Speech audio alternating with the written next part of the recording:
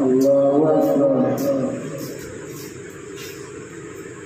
الحمد لله رب العالمين الرحمن الرحيم مالك يوم الدين إياك نعبد وإياك نستعين اهدنا الصراط المستقيم صراط الذين أنعمت عليهم غير المغضوب عليهم ولا الضالين. سيقول السفهاء من الناس ما ولاهم عن قبلتهم التي كانوا عليها قل لله المشرق والمغرب يهدي من يشاء إلى صراط مستقيم. وكذلك جعلناكم أمة وسطا لتكونوا شهداء على الناس ويكون الرسول عليكم شهيدا.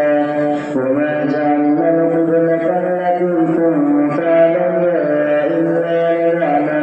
إلا لنعلم من يتبع الرسول ممن ينقلب على عقبيه وإن كانت لكبيرة إلا على الذين هدى الله وما كان الله ليضيع إيمانكم إن الله بالناس لرءوف رحيم. قد نرى تقلب وجهك في السماء فلنولينك قبلة ترضاها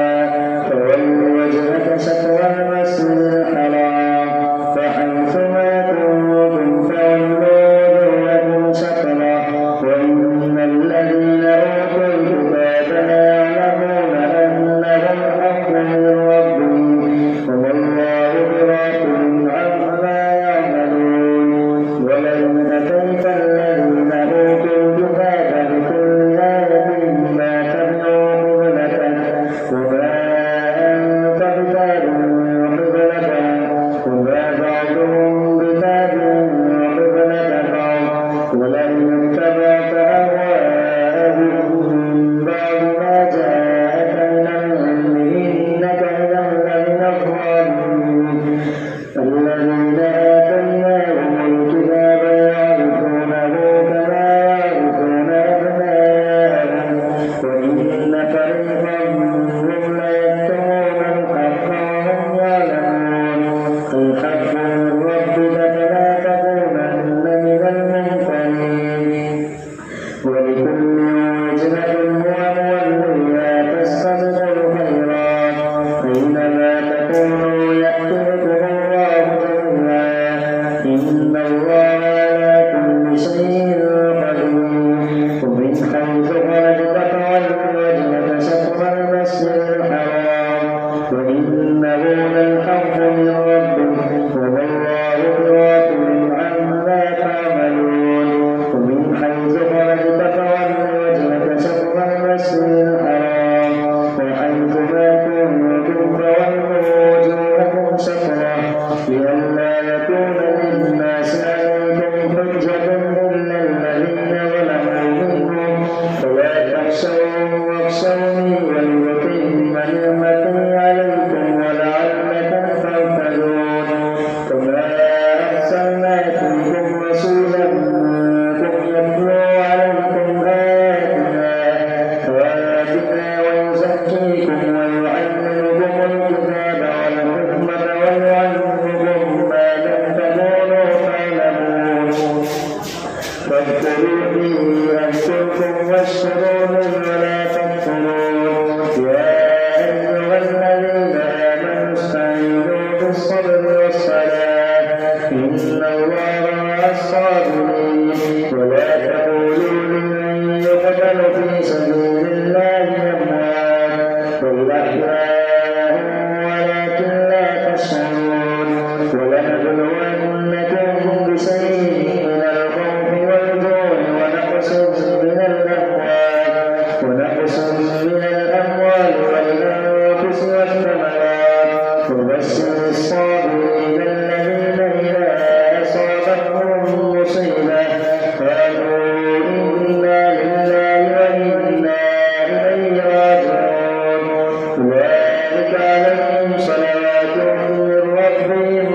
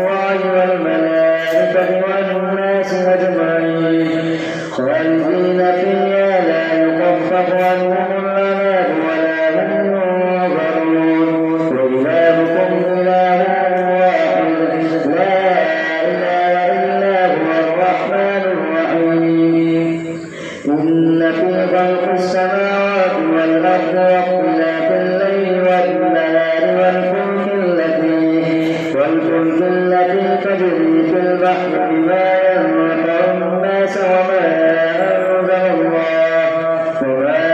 أنزل الله من السماء من ماء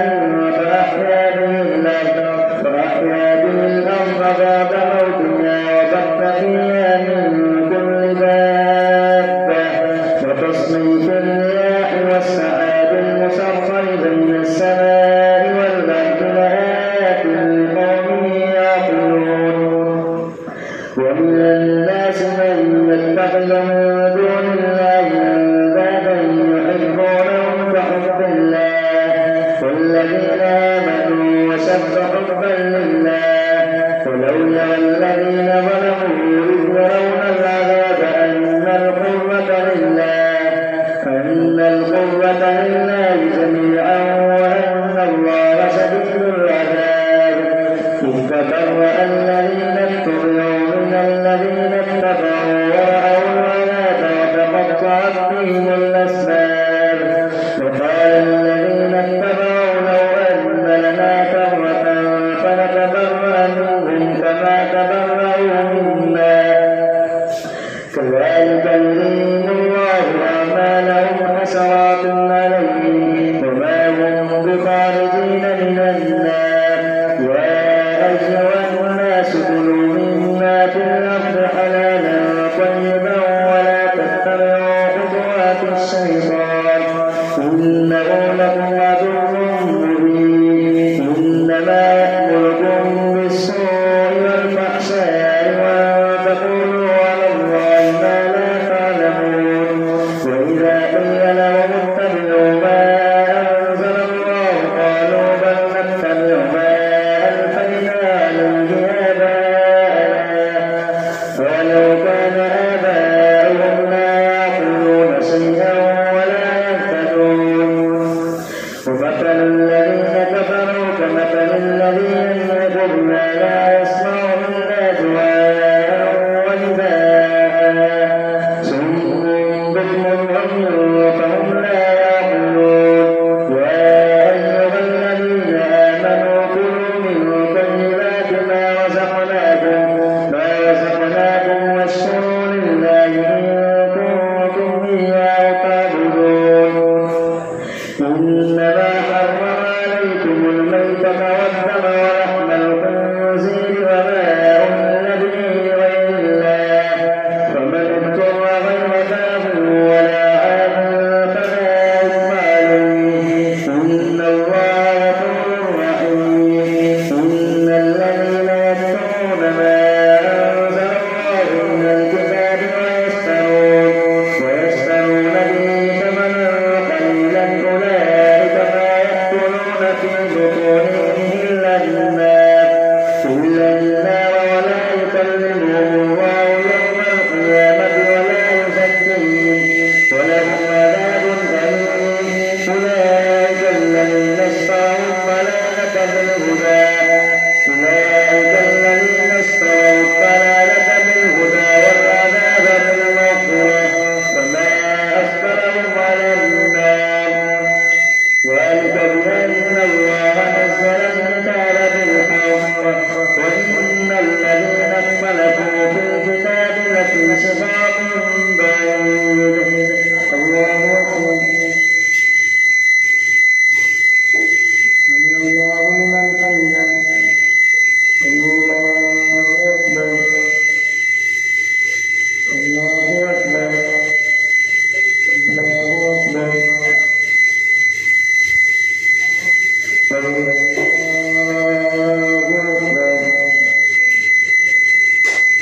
الحمد لله رب العالمين الرحمن الرحيم مالك يوم الدين إياك نعبد وإياك نستعين اهدنا الصراط المستقيم صراط الذين أنعمت عليهم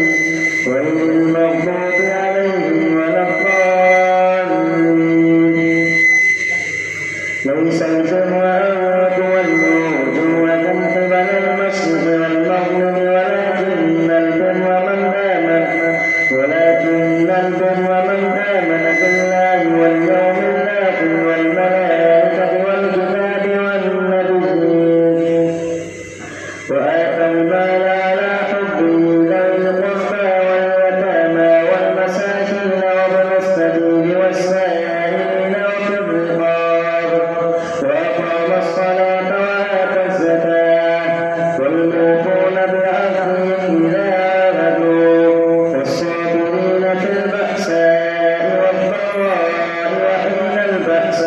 أولئك الذين صدقوا وأولئك هم المتقون. يا أيها الذين آمنوا كتب عليكم القصاص في القتلى الحر بالحر والعبد بالعبد والأنثى بالأنثى فمن عفي له من أخيه شيء فاتباع بالمعروف وأداء إليه بإحسان ذلك تخفيف من ربكم ورحمة فمن اعتدى بعد ذلك فله عذاب أليم. ولكم في القصاص حياة يا أولي الألباب لعلكم تتقون. كتب عليكم إذا حضر أحدكم الموت إن ترك خيرا الوصية للوالدين والأقربين بالمعروف حقا على المتقين. فمن بدله بعد ما سمعه فإنما إثمه على الذين يبدلونه إن الله سميع عليم. فمن خاف من موص جنفا أو إثما فأصلح بينهم فلا إثم عليه إن الله غفور رحيم. يا أيها الذين آمنوا كتب عليكم الصيام كما كتب على الذين من قبلكم لعلكم تتقون أياما معدودات. فمن كان منكم مريضا أو على سفر فعدة من أيام أخر وعلى الذين يطيقونه فدية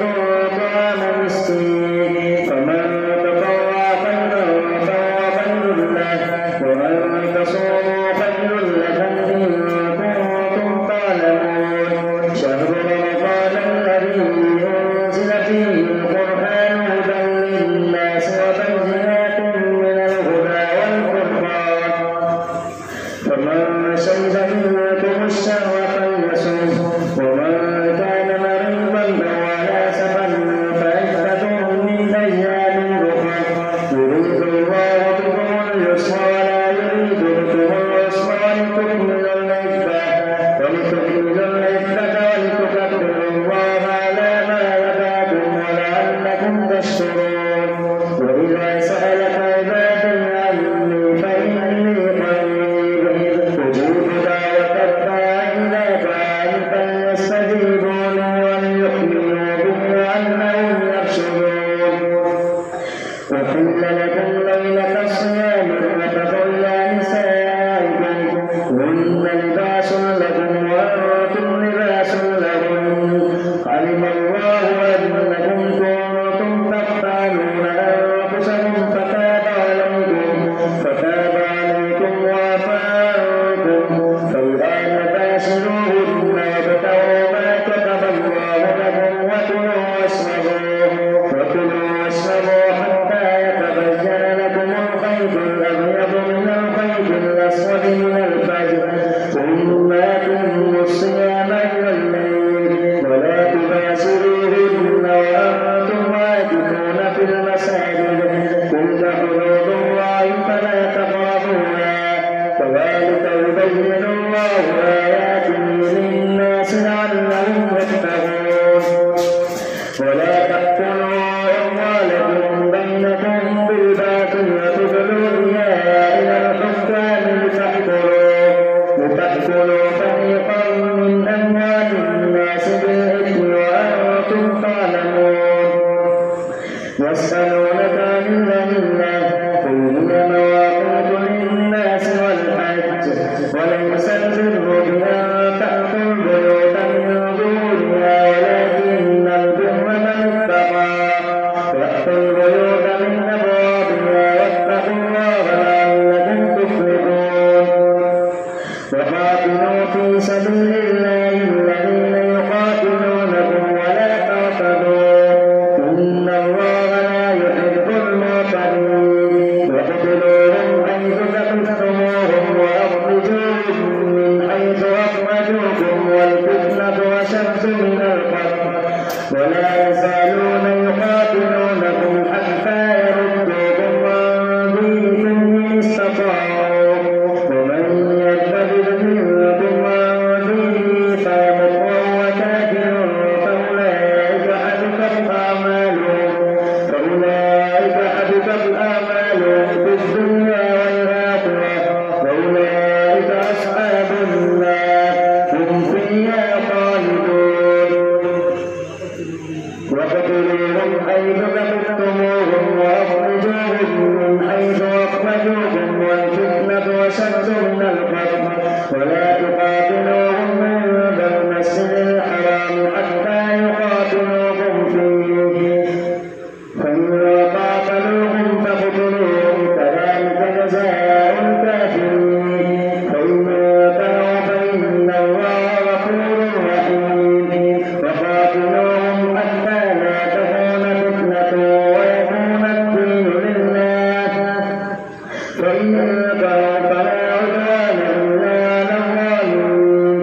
الشهر الحرام بالشهر الحرام والحرمات قصاص فمن اعتدى عليكم فاعتدوا عليه بمثل ما اعتدى عليكم واتقوا الله واعلموا أن الله مع المتقين وأنفقوا في سبيل الله ولا تلقوا بأيديكم إلى التهلكة وأحسنوا إن الله يحب المحسنين وأتموا الحج والعمرة لله فإن أحسنتم فما استيسر من الهدي ولا تحلقوا رؤوسكم حتى يبلغ الهدي محله فمن كان منكم مريضا أو به ألم من رأسه ففدية من صيام أو صدقة أو نسك فإذا أمنتم فمن تمتع بالعمرة إلى الحج فما استيسر من الهدي فمن لم يجد فصيام 3 أيام وفي الحج وسبعة إذا رجعتم تلك 10 كاملة ذلك لمن لم يكن أهله حاضر المسجد الحرام واتقوا الله واعلموا أن الله شديد العقاب الحج أشهر معلومات فمن فرض فيهن الحج فلا رفث ولا فسوق ولا جدال في الحج وما تفعلوا من خير يعلمه الله وتزودوا فإن خير الزاد التقوى واتقون يا أولي الألباب ليس عليكم جناح أن تبتغوا فضلا من ربكم فإذا أفضتم من عرفات فاذكروا الله عند المشعر الحرام واذكروه كما هداكم وإن كنتم من قبله لمن الضالين ثم أفيضوا من حيث أفاض الناس واستغفروا الله إن الله غفور رحيم فإذا قضيتم مناسككم فاذكروا الله كمثلكم آباءكم أو أشد ذكرا ومن الناس من يقول آمنا بالله وباليوم الآخر فإذا قضيتم مناسككم فاذكروا الله كمثلكم آباءكم أو أشد ذكرا